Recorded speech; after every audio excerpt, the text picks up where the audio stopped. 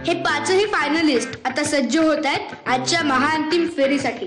थोड्याच वेळात सोहळा सुरू होईल की आपले टॉप 5 लिटिल चॅम्प्स तयार स्वतःला ठोकून द्यायला.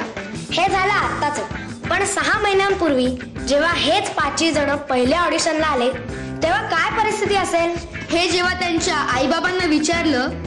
यावेळेला जसं सांगितलं गेलं ना टीव्हीवर की आता परत लिटिल चॅम्प्स होणार आहे, तेव्हा पहिली शर्यतीची प्रतिक्रिया होती की मी यावेळेला फायनलला जाणारच. म्हणजे तिचं असं होतच, ठरवलेलंच होतं तिने की मी यावेळेला छान तयारी करणार आणि उत्तम गायचा प्रयत्न करणार. तेव्हा पहिली ऑडिशनला आम्ही गेलो आणि तिला चांगल्या कमेंट्स मिळाल्या असाव्या तिच्या चेहऱ्यावरनं वाटलं. पहिल्या 3 फेऱ्या होत्या मला वाटतं पुण्यात, तर त्या 3 फेऱ्यांचं मला तसं अजिबात टेन्शन नव्हतं. त्याचं मला 100% माहिती होतं की तो मुंबईच्या फेरीसाठी सिलेक्ट होणारच. आणि त्या दिवशी प्रचंड पाऊस होता 3 जुलै आणि आम्हाला वास्तविक वाटलं की सकाळी 8लाच पोहोचायचं. वास्तविक नंतर लक्षात आलं की मुलं 3 वाजेपर्यंत पण येत होती, पण आम्हाला वाटलं की सकाळी 8ला पोहोचायचं होती, ती 8ला जाऊन पोहोचली.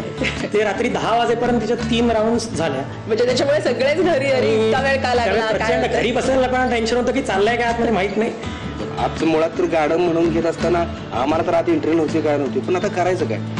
पण आम्ही टेन्शनमध्ये होतो, आता फोन येईल का, मग फोन येईल का, आता फोन येईल का.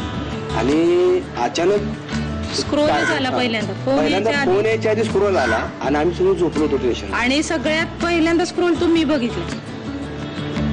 सकाळी 7:30 वाजल्यापासून स्क्रोल तो सुरू झाला आणि हे सगळे ना वाट बघत होते फोनची. म्हणजे मी कराडला होते आणि मी वसंतगडला होते. मग मी फोन करून त्यांना सांगितलं की त्याचं नाव आलेलं आहे स्क्रोल, म्हणजे निवड झालेली आहे त्याची. सगळ्यांना खूप आनंद झाला सगळ्यांना. आणि अशा प्रकारे ऑडिशनचा पहिला टप्पा पार करून 106 स्पर्धक निवडले गेले पुढच्या ऑडिशनसाठी. जिथून पुढे सुरू होणार होता आयडिया सारेगमप लिटिल चॅम्प्सच्या दुसऱ्या पर्वाचा प्रवास. अर्थात हे 5 जणही आले होतेच.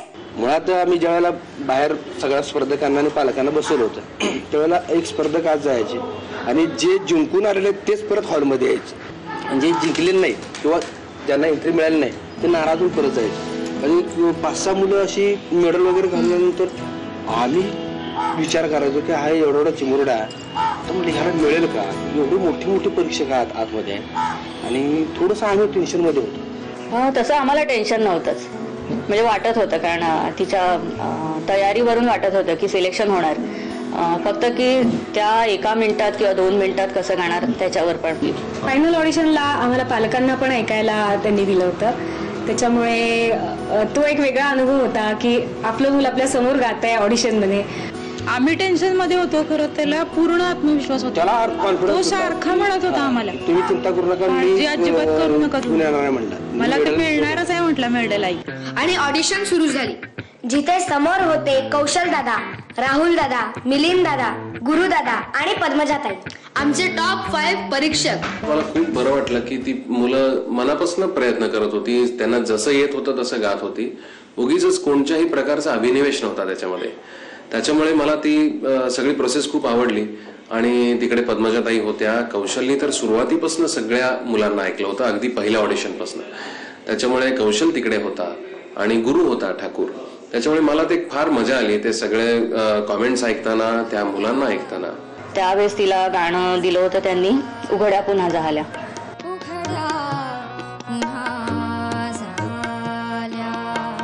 आणि ते गाणं खूप छान झालं आणि पद्मजाताईंनी खूपच तारीफ केली होती.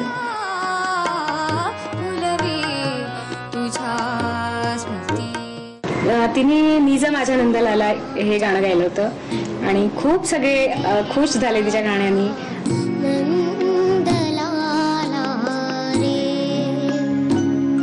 कोणी टेन्शन मध्ये बेसूर होतो, कोणाला शब्द आठवत नाहीत, तसं शुभमचा आवंडा यायचा.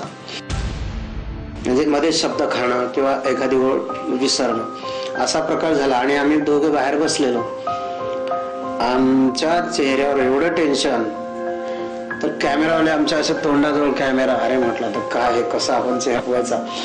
आणि शुभम एक ओळ पूर्ण थांबलेला. नंतर पद्मताई म्हटल्या अरे तुला काय पाणी वगैरे घ्यायचंय का. मग त्यांनी ते आपण तेव्हा जे आम्हाला टेन्शन आलेलं, भयंकर टेन्शन.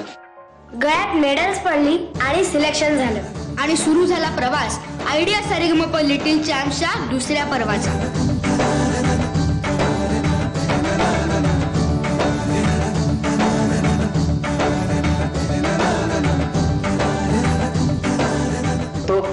आनंद आमच्यासाठी खूप अवर्णनीय होता. म्हणजे खूप छान वाटलं. पहिल्यांदा झीचं मेडल आपल्या गळ्यात पडते हा एक वेगळाच आनंद आम्हालाही वाटत होता की झी कडनं एक मेडल मिळते.